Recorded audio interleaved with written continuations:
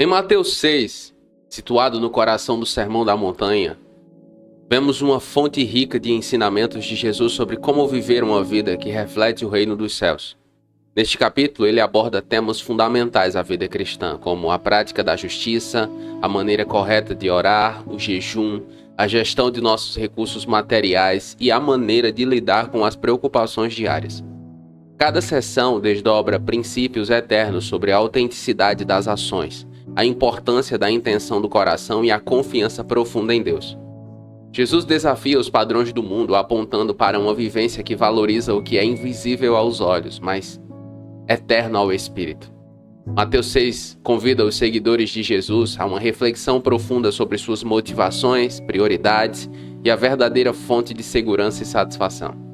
Este estudo explora a chamada de Jesus para uma vida de fé genuína, descomplicada pela hipocrisia e enraizada na busca pelo reino de Deus. E é sobre isso que vamos refletir no estudo de Mateus 6. Então, deixe o like, se inscreva no canal e ative todas as notificações para não perder nenhuma das nossas mensagens. E fique comigo até o final, porque há uma palavra de Deus para você. Mateus capítulo 6 pode ser dividido em 5 partes, que vão do versículo 1 até o versículo 34. Nós vamos estudar aqui cada uma dessas partes, lembrando que eu não vou ler todos os versículos para que o estudo não fique tão longo, mas se você quiser um estudo mais detalhado deste capítulo, basta você acessar o jesuseabiblia.com, Mateus capítulo 6, ou se você quiser o link eu vou deixar na descrição aqui do vídeo.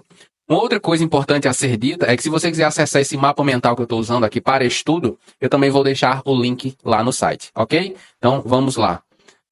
Primeira seção, práticas justas. Mateus capítulo 6, versículos de 1 a 4. O versículo está escrito o seguinte: Tenham cuidado de não praticar suas obras de justiça diante dos outros, para serem vistos por eles. Se fizerem isso, vocês não terão recompensa alguma junto de seu Pai, que está nos céus. Esse texto aqui, ele é muito atual, muito atual. Algumas coisas importantes com relação a ele que eu e você precisamos ter em mente, que é o perigo da hipocrisia nas boas obras. Este trecho, ele chama a nossa atenção, nos exorta contra a prática de boas obras com a intenção de ser visto ou elogiado pelos outros. Jesus enfatiza que o verdadeiro valor das ações justas não está na aprovação humana, mas na sinceridade do coração e na busca de agradar a Deus. A hipocrisia, caracterizada pela busca da atenção e reconhecimento público, é fortemente desencorajada. Uma coisa que é muito importante ser dita com relação a esse trecho é com relação ao servir na igreja.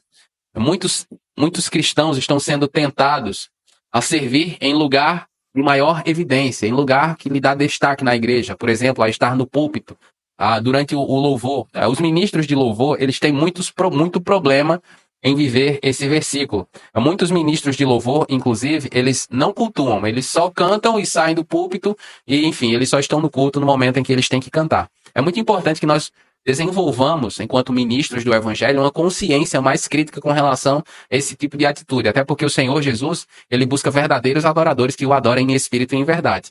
E não apresentadores. O Senhor Jesus não está à busca de apresentadores, ele está à busca de verdadeiros adoradores.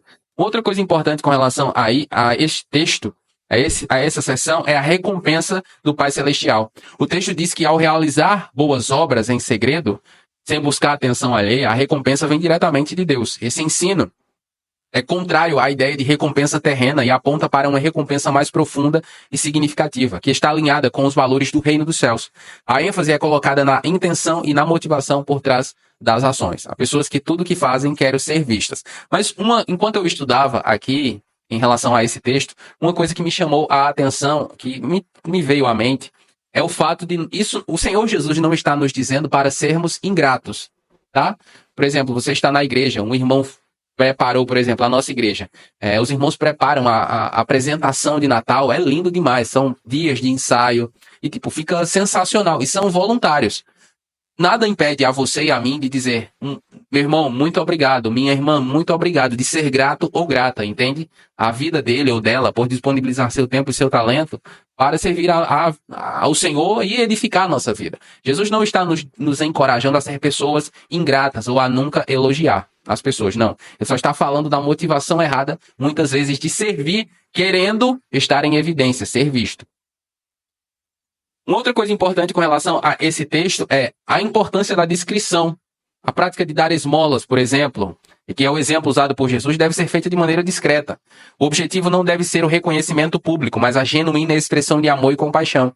A descrição nas boas obras reforça o princípio de que o que é valorizado no reino dos céus muitas vezes contrasta com o que é valorizado na sociedade humana. O que é que eu aprendo com relação a essa seção de Mateus capítulo 6? Deus está atento à motivação por trás do nosso culto. Quando você vai à igreja, Deus está sondando o seu coração. Qual é o seu motivo? Quando você sobe ao púlpito para servir ou quando você serve em qualquer área, o Senhor está atento à sua motivação e à minha. Ele está olhando o nosso coração. Ele está vendo, atento. E é muito importante que eu e você cuidemos para que a nossa motivação ela seja uma motivação correta e a de honrar a Deus. O maior exemplo para mim nesse sentido é João Batista.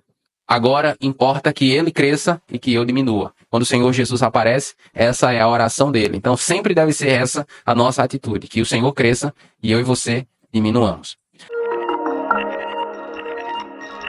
Segunda parte do sermão diz o seguinte, dessa seção de Mateus 6, aliás, oração e perdão, versículos de 5 a 15. Versículo 6 está escrito, mas quando você for orar, vá para o seu quarto, feche a porta e ore ao seu pai que está em secreto. Então seu pai, que vê o que é feito em secreto, lhe recompensará. Algumas coisas importantes que nós devemos saber com relação a essa parte, que também muitas vezes gera dúvida em muitos irmãos e irmãs.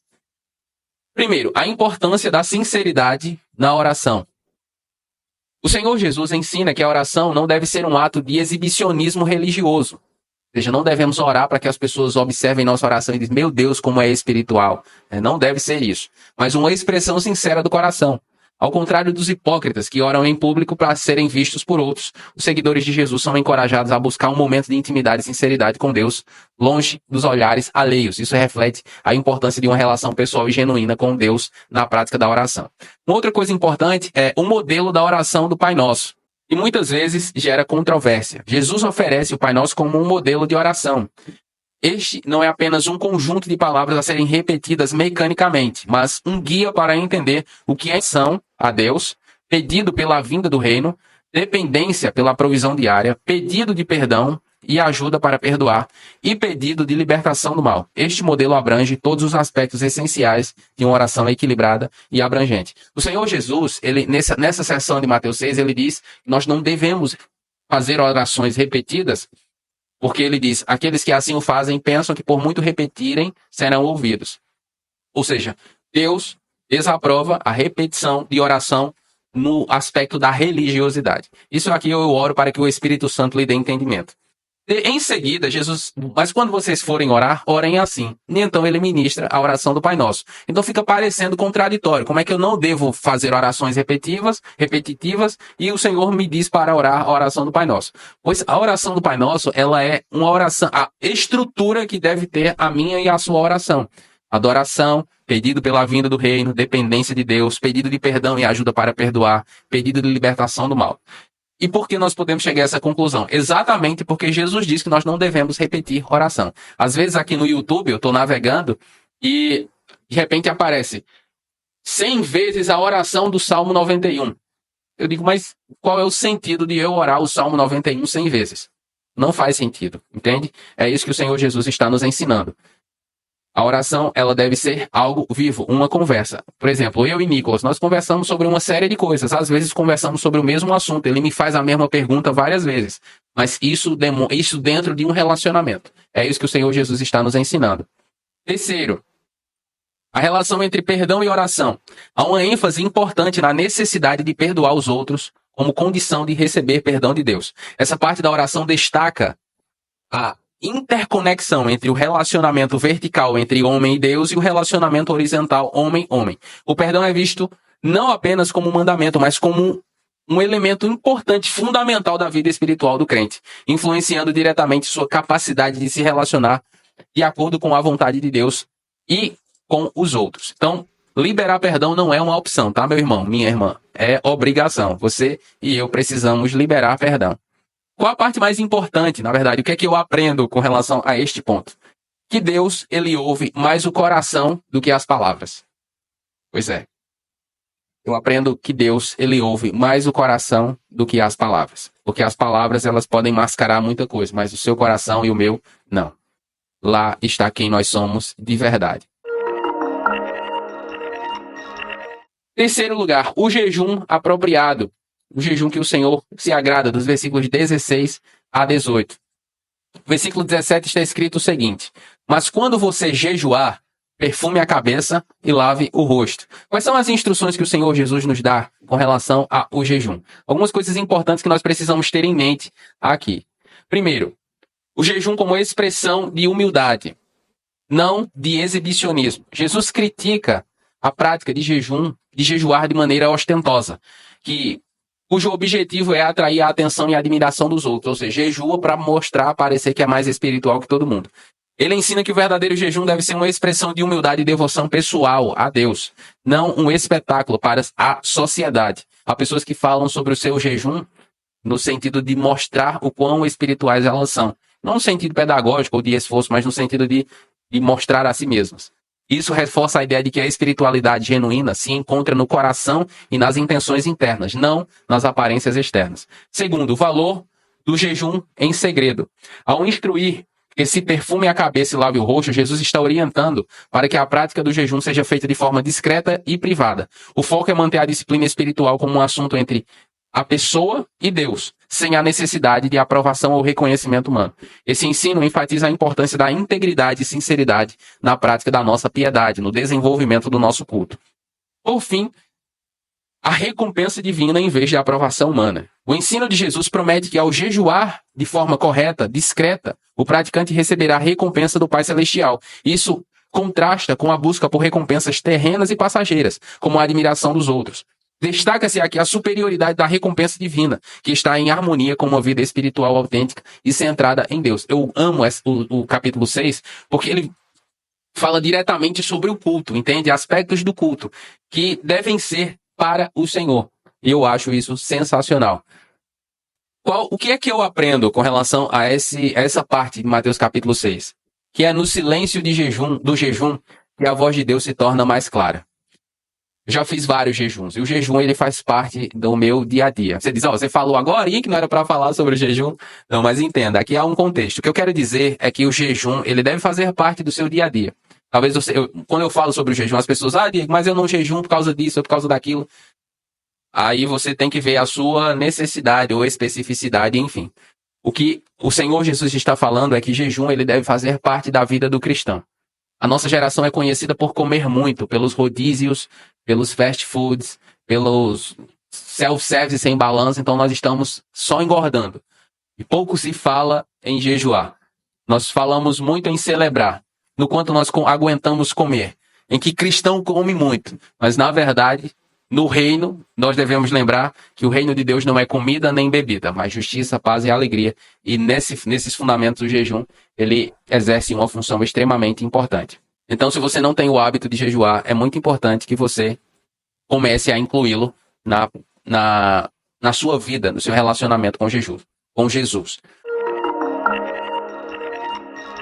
Tesouros do céu, aqui na quarta parte, versículos de 19 a 24. Versículos 20 e 21 está escrito o seguinte: mas ajuntem para vocês tesouros no céu, onde a traça e a ferrugem não destroem, e onde os ladrões não arrombam nem roubam. Pois onde estiver o seu tesouro, aí também estará o seu coração. Essa é uma parte também que gera muita controvérsia, muitas vezes, em que muitas pessoas se perguntam, o cristão não pode ser rico?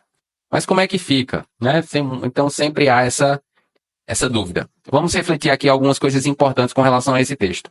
Primeiro, a transitoriedade dos tesouros terrenos. Jesus adverte sobre a natureza passageira dos bens materiais. Ele destaca que os tesouros na terra estão sujeitos à deterioração e ao roubo, ou seja, vai acabar e pode ser levado, simbolizando a sua vulnerabilidade. Esse ensinamento nos convida a refletir sobre a instabilidade das posses materiais e a reconsiderar a nossa relação com os bens terrenos. Segundo, a eternidade dos tesouros celestiais. Em contraste com a temporalidade dos bens terrenos, Jesus encoraja o acúmulo de tesouro no céu. Esses tesouros de natureza espiritual e eterna não estão sujeitos à degradação ou perda.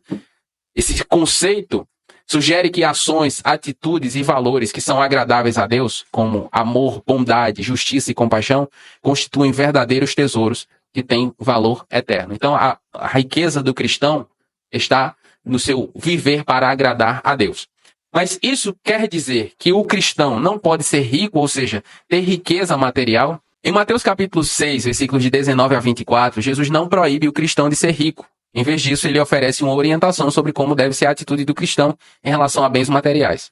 A ênfase da mensagem de Jesus não está na posse da riqueza em si, mas na atitude de coração em relação a essa riqueza. Até porque a riqueza, ela é uma consequência, muitas vezes, do trabalho, da sabedoria, como o sábio Salomão fala, do talento, da soberania de Deus, de uma série de coisas. Então, o problema não está no ser rico em si, tá? O problema está na atitude de coração do rico, que é o que nós temos visto aqui o Senhor Jesus falar repetidas vezes. Por fim, a incompatibilidade de servir a dois senhores. No versículo 24, o final do versículo 24 fala sobre isso. A impossibilidade de servir a Deus e ao dinheiro. Jesus ensina que a lealdade dividida é insustentável. O coração humano não pode estar verdadeiramente comprometido com dois senhores. Esse ensino ressalta a necessidade de uma escolha decisiva entre a dedicação a Deus e a dedicação às riquezas materiais, enfatizando que onde está o nosso tesouro, lá também estará o nosso coração. Se tudo que você quer é ser rico ou rica, então a sua recompensa virá daí. O que é que eu aprendo com relação a esse texto? E o coração segue aquilo que nós mais valorizamos. O que é que você mais valoriza, meu irmão? Qual é a sua prioridade? Seu coração estará onde estiver o seu tesouro. Quinta e última parte do capítulo 6 fala sobre confiança e não ansiedade. Versículo 33 está escrito o seguinte: Busquem, pois, em primeiro lugar o reino de Deus e a sua justiça, e todas estas coisas lhes serão acrescentadas. Algumas coisas importantes que eu e você precisamos ter em mente com relação a este trecho. Confiança em Deus para necessidades básicas. Jesus exorta seus ouvintes a não se preocuparem excessivamente com as necessidades básicas da vida, como comida e roupa. Ele usa exemplos da natureza, como pássaros que são alimentados e os lírios do campo, que são vestidos com esplendor, para ilustrar como Deus cuida de suas criações. Esse ensinamento enfatiza a ideia de que, se Deus cuida tão bem do resto da criação, certamente cuidará das necessidades humanas. Segundo, a inutilidade da ansiedade. Jesus questiona a eficácia da ansiedade perguntando quem, por mais que se preocupe, pode acrescentar uma hora que seja a sua vida. E esse ponto destaca a inutilidade da ansiedade e do excesso de preocupação, deixando claro que tais atitudes não trazem benefícios reais e podem, de fato, ser prejudiciais. E, por fim, a priorização do reino. O foco principal dessa mensagem é a exortação para buscar primeiro o reino de Deus e a sua justiça.